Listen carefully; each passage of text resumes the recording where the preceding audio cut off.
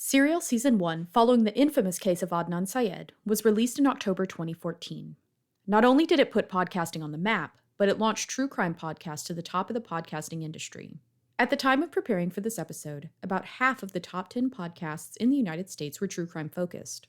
Mommy Doomsday, Crime Junkie, Unraveled Long Island Serial Killer, and Morbid all topped the charts. That's not to mention the shows that came before and have even launched television specials such as Dr. Death and Dirty John. So what is it about true crime that makes this genre so captivating? In this episode of On the Mic with Ad Results Media, Nathan Spell and I dive into the history of the true crime podcast and why it's so enticing to listeners. So let's get started. That's the great thing about Stamps.com. They grow with you. As much fun as I had, I couldn't wait to get back to my Sleep Number bed. Yep. I love my Third Love bras. They're hands down the most comfortable bras I've ever owned. I love making Blue Apron. I love it. It's my me time. Nathan, I want to kick off this episode by asking you two questions. One, do you listen to any true crime podcasts? And two, what is the first true crime story that you can remember? I'm ashamed to admit that at the moment, I'm not actually listening to any true crime podcasts, which I know is ironic given that the subject of this podcast is why we love true crime. But I'm happy to report that true crime is what got me excited about podcasts in the first place. I think I've mentioned on the show before that my first obsession with podcasts started because of Serial. Right. Which obviously is the show that launched 1,000 shows in a sense, you know, like the fervor around that was kind of a moment that swept up so many people. And I always liked true crime as a genre outside of podcasts. So just to be clear, like I love real life gangster movies and gangster genre in movies and stuff. So I liked crime as a subject, and obviously true crime shows growing up. Serial, I've listened to Undisclosed, which I don't know if that's everyone's bag, but it's another kind of continuation of the same story from a different perspective. And Criminal is one of my favorite shows of all time. Phoebe Judge just does an amazing job. I think she's one of the best hosts. I think actually like her example as a host is so great. Oh yeah. Man, there's so many. Atlanta Monster. There really are. Yeah, Atlanta Monster was one of my favorites. And yeah, honestly, I'd probably say Crime Town fits the closest, like to like the true, not the true crime, but the like the gangland kind of crime. But it's also like true. It's Americana. So yeah, I have a lot of favorites. It's just at the moment there's none in my rotation. So if you have any that I should be listening to exactly right now, then I will. I mean, Crime Junkie is my weekly go-to personally. Every Monday I tune in, unless I'm going on a road trip, and then I won't listen to them in the weeks leading up. That way my husband and I can listen to them while we drive. That's strategy, people. That's how you do it. That's how you podcast. So what about the first true crime story you can remember? Yeah, you know, that's a really hard one for me. I was born in the early 90s.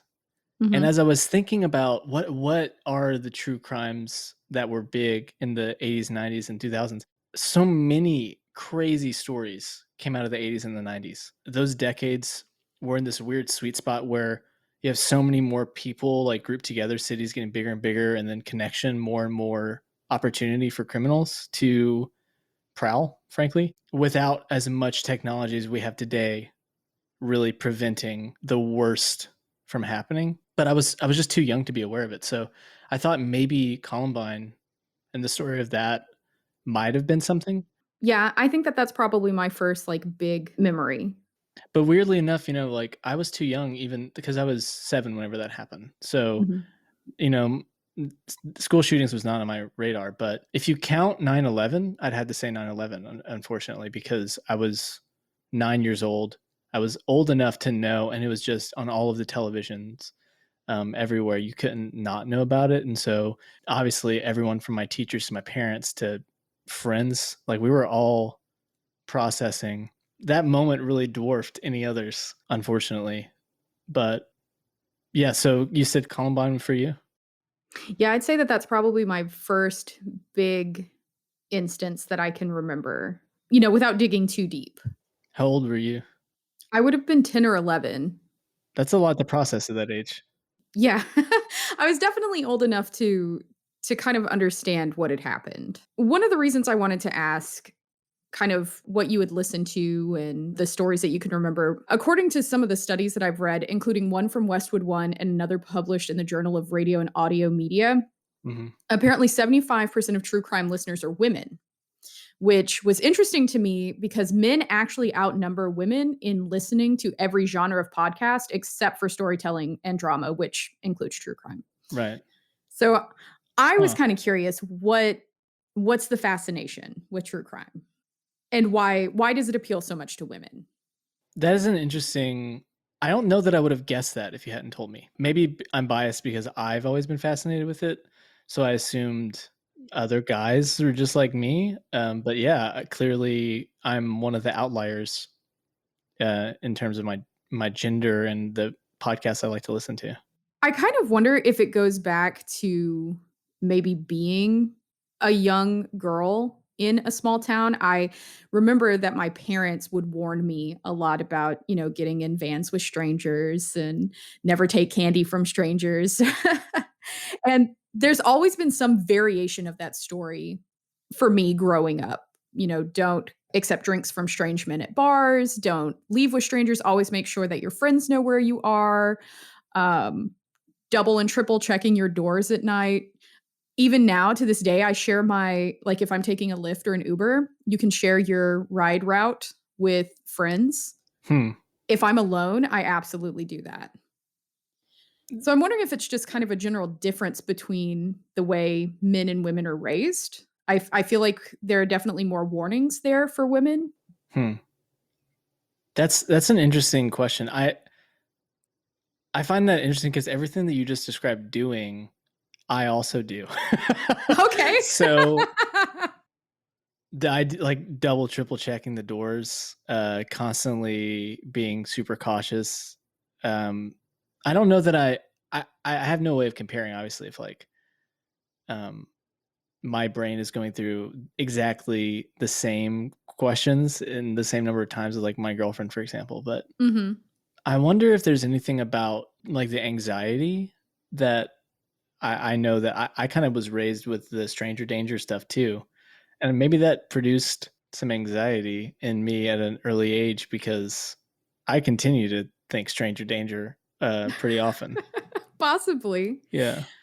All of these things were things that I was thinking of when researching for this episode. And I did find a quote from Michael Mantell. He's a founding chief psychologist for the San Diego Police Department. And he did say that women do fear being crime victims more than men do.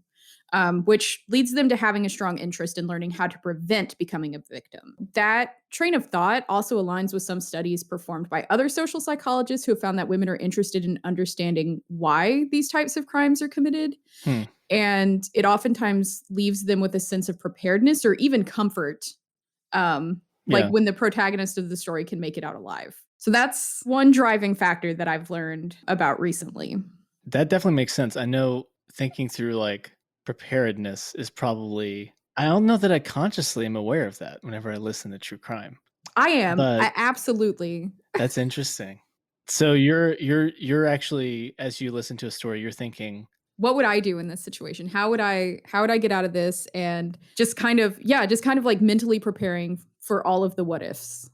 So you're saying that's so the study, remind me again, the study found that is the main reason that people are or that women in particular are drawn to this? It's a big one, yes. There are a couple of other driving factors, though, that I also want to get into. And since we're already kind of at that point, can you guess maybe what the second one is? Ooh. Okay, so I know that a huge driver for me is, and I guess you said this a little bit, but maybe in a different way, understanding the why, not just like why it happened in the sense of like, why was this victim in the position they were in, but understanding, it sounds so cheesy to say this way, but the mind of a criminal and Yes. what makes them both the same as me, because there's something that's like they're so different. They're other. Like I can't fathom doing something like this. And yet at the same time, it's like this is a person. There's like this. I don't know if you know this term. It's kind of a weird, long way of saying what it means, but cognitive dissonance, where it's like Mm-hmm. just like a mental mismatch. You're like, it's like an itch I can't scratch in my brain. And that's what it feels like. It's like, how? And the more I try to figure it out, it seems like the less I actually am able, or it feels like there's never going to be a resolution. Yeah. No, you're definitely on the right track. It's empathy or why, and the why and the how behind why these things happen. So true crime basically gives people the opportunity to empathize with other humans without actually having to experience that trauma themselves. Ah, Mm-hmm. that makes sense. It's kind of like how, in a positive sense, I started watching the Great British Bake Off, and it's like I get to kind of experience what it's like to be under the gun with Mary Berry criticizing my croissant, but I don't have to actually be in that room. And it feels like you get that pressure without being there. You're like, oh, what's going to happen to them? Except in this case, it's something a little bit more amped up. Yes. Scott Bond, who is a professor of criminology and the author of Why We Love Serial Killers, has actually said that many people are morbidly drawn to the violence of serial killers because they cannot comprehend their actions but feel compelled to. So not only are listeners empathizing and relating to the victims of the crime, but they're compelled to further understand the criminal as well. He also went on to state they simply need to understand why anyone would do such horrible things to other people who generally are complete strangers to them. I guess it's not surprising to me, because that is honestly probably my biggest motivation whenever I'm listening or whenever I'm watching anything related to true crime, especially then when you're listening to a podcast and you have a host going through conversations. You want them to somehow uncover the meaning of it all. And part of what you mean by that is like, what's going on in this person's head that leads them to do something so unthinkable. So something else that I found interesting was that many people who identified with the empathetic approach, they were also seeking out feelings of thrill seeking. So apparently, the same shot of adrenaline that you might experience from skydiving or riding a roller coaster is the same one felt when we witness unspeakable actions. Hearing and ingesting that information gives you that same kind of shot of adrenaline, but kind of in a safe space. It's so funny that you say that, because I almost thought it was a joke answer on my part, but I was like, No. are we just such gluttons for content at this point, and that we would rather, like, we just need input so badly that we'd rather be terrified out of our pants than to just kind of be bored for 30 minutes, like having 30 minutes of like the adrenaline of something that's terrifying, objectively terrifying. And if we were there in the real situation, it would be a nightmare. But when there's distance, it's sad to say, because it's something you always have to remember, that there's a real life person, as we're going to be talking with shows or people, content creators that work in this genre, it just becomes very real that, Mm-hmm. it's easy to forget when you're listening, I think, after a while. Although at the same time, the empathy is always there. But there's something that at a gut level, like, you can't help but crave that roller coaster moment of the fear. So that is something that was also studied by Scott Bond. Hmm. That true crime does trigger the fear response in listeners. And like I stated earlier, it leads people to look at the genre as a way of facing their fears without actually experiencing any type of danger. During this time, people also tend to subconsciously develop strategies to handle it in the event that they find themselves in a similar situation. So like I said earlier, when I listen to true crime, the entire time, the only thing I'm thinking is, how would I get out of this if I found myself in this situation? Yeah. It's interesting because on the one hand, you're talking about like this innocuous dose of the fear, Mm-hmm. which it feels almost like there's this, I can't help but come up with the idea of a vaccination. I know that that's a weird time to bring this up, but it's like you've taken all of the things that could really hurt someone out of that, and you Mm-hmm. packaged it in a way that, like, you know, if you, especially if you are kind of with the mindful and intention of preparing yourself, like that approach to listening to a podcast can actually really protect you. It can really help you be more vigilant in the real world.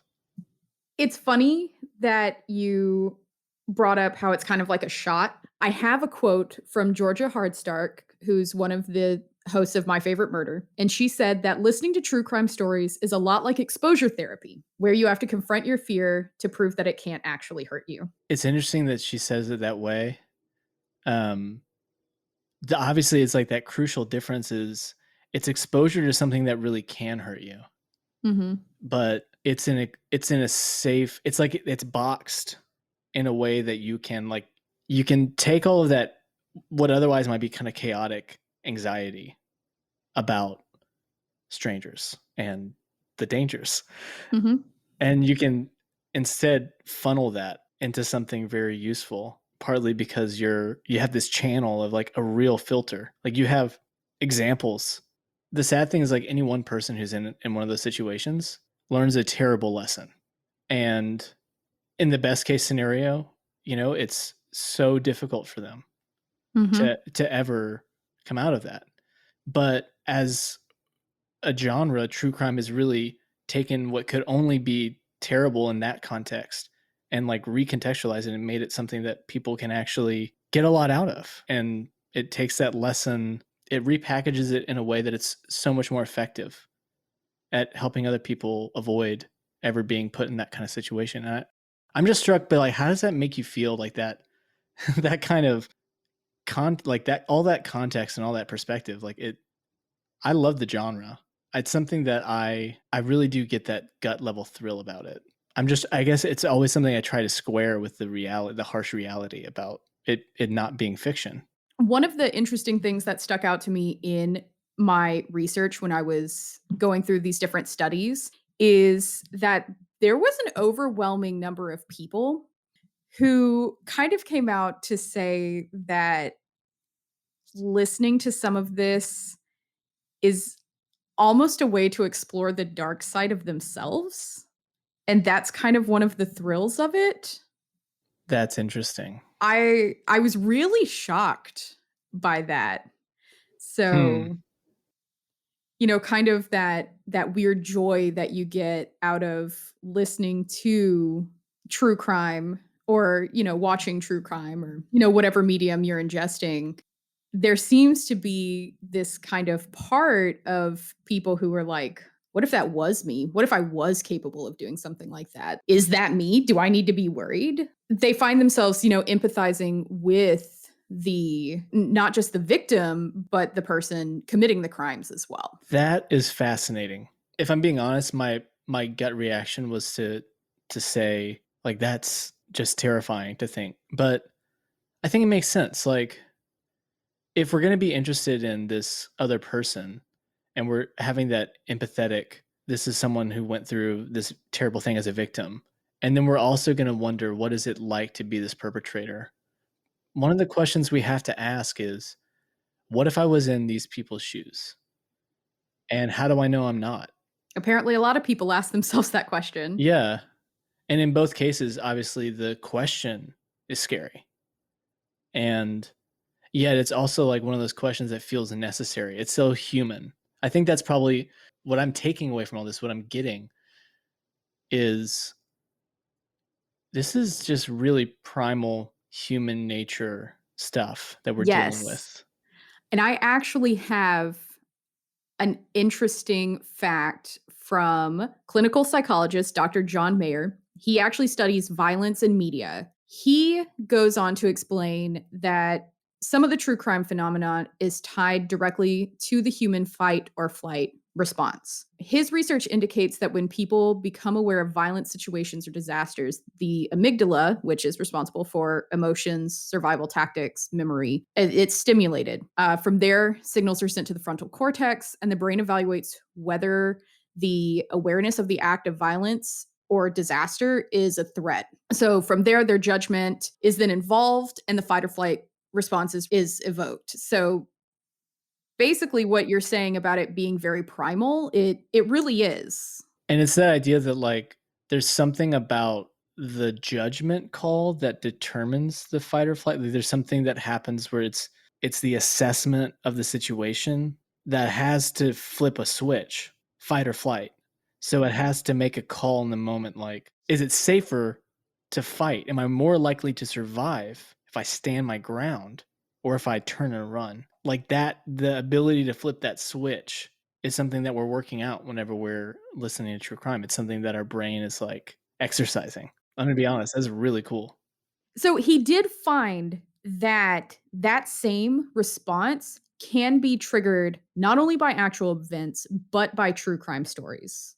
And he said that even if the stories are fictitious, your brain goes into that mode. He says witnessing violence and destruction, whether it is in a novel, a movie, on TV, or a real life scene playing out in front of us in real time, gives us the opportunity to confront our fears of death, pain, despair, degradation, and annihilation while still feeling some level of safety. It all starts to tie back into being able to experience it within a safe space and that thrill seeking and that kind of primal urge to what do I do? Do I fight this or do I run? I think it's interesting too that he mentioned the sort of fear of death that Mhm. obviously we all at a certain level are in denial about the reality of this mortal coil. And just dropping some Bill Shakespeare for you, you know. I think it's interesting that it's partly that we're repressing the fear of death in our normal life, and yet we know deep down that we have to confront it. Mhm. And I know this is really heavy stuff, obviously, to be talking through, but I think it's something to keep in mind that whether you're a listener of a show or you're an advertiser who is reaching listeners of that show, people are in a very specific place. They're in a place of vulnerability, but it's also a place that's really authentically human. Like you're listening to a show, you're connecting with a host who's taking you to a very deep place and a very dark place, but they're also helping you walk through it. And we need that. That's something that we need. It's therapeutic. It is.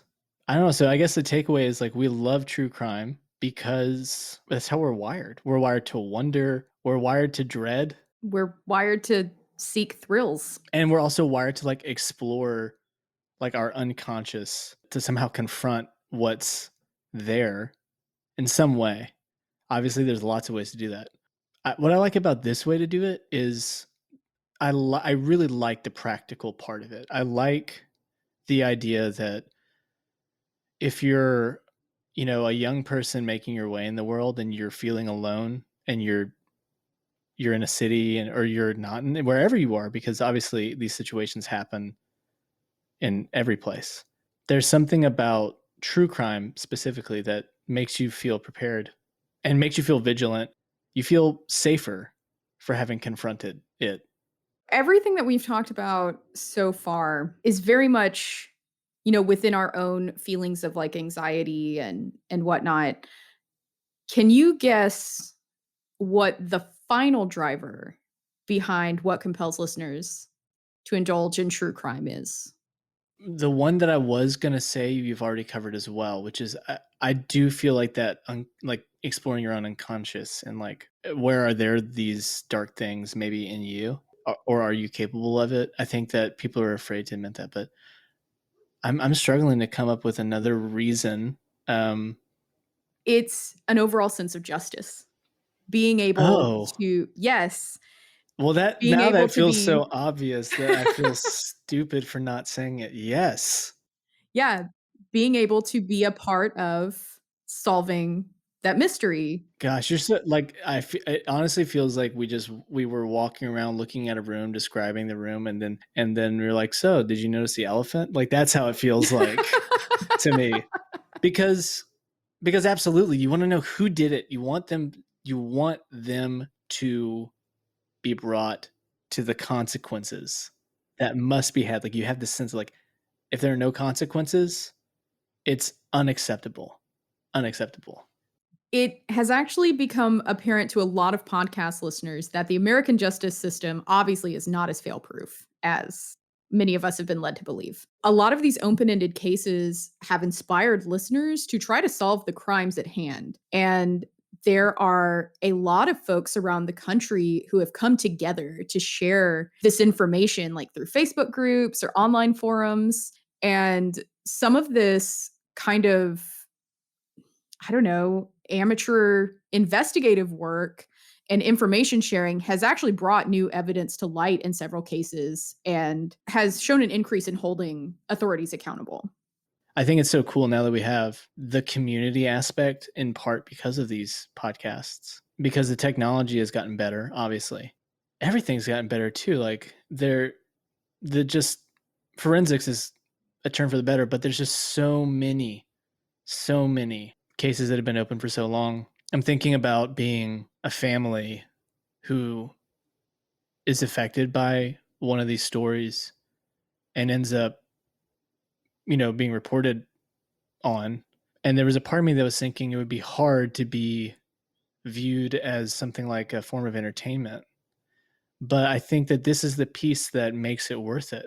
Because if you as a mother or as a sister or brother or someone have this happen to your family, you're thinking, as many eyes and ears, as many people that are looking into this.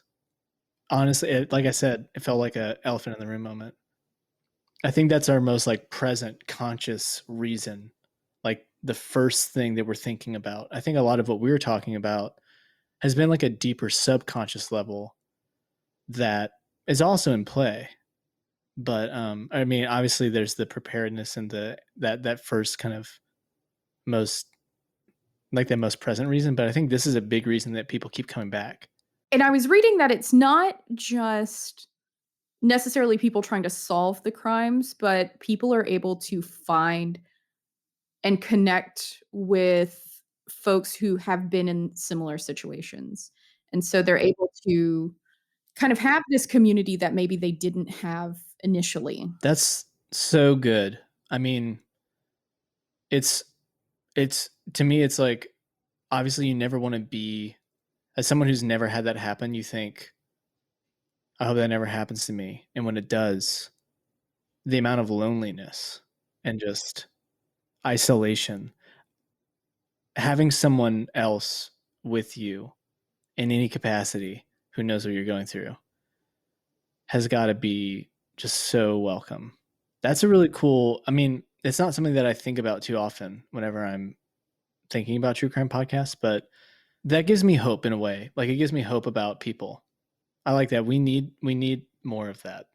Combine all of these factors together, and you have that strong driving force behind why true crime podcasts exploded the way that they did. As I mentioned at the top of the episode, Serial in 2014 seems to be the main launching point for true crime podcasts as we know them today. And not only did it solidify podcasting as a true storytelling medium, but it put true crime on the map. And it seems to have offered additional opportunities to women in the space. Out of some of the top true crime podcasts that I mentioned in the intro, 7 of the hosts are women. And it seems to be giving women the microphone and giving them, these spots as creative leads in a way that we haven't necessarily seen in other mediums. And it seems to be paying off for listeners and advertisers alike.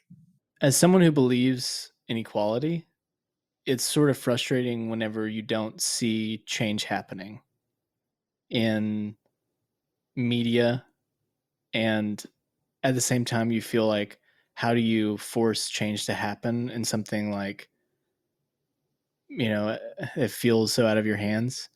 And I love that in this genre that's about, it's so focused on stories that are disheartening and often feature women who have been made the victim by just twisted men. Often there's a very, very satisfying sense of justice that women are leading this communal resistance. I think that, I don't know if you've paid attention to like the Golden State Killer and all of the reporting that was done, Michelle McNamara, and I mean, it's one of the most inspiring and difficult stories. Her, just like the heroic amount of reporting and the people that came together, and like I guess, like I said, it's just nice to have this sense that like there's a real community, there's barriers being broken down, ironically in an area that is often very, very difficult to kind of look at. If you enjoyed this episode, be sure to subscribe for updates on future episodes and leave us a comment with your feedback, questions, or ideas for future segments. If you would like more info on Ad Results Media and what we do, please visit us online at adresultsmedia.com. This podcast is an Ad Results Media production.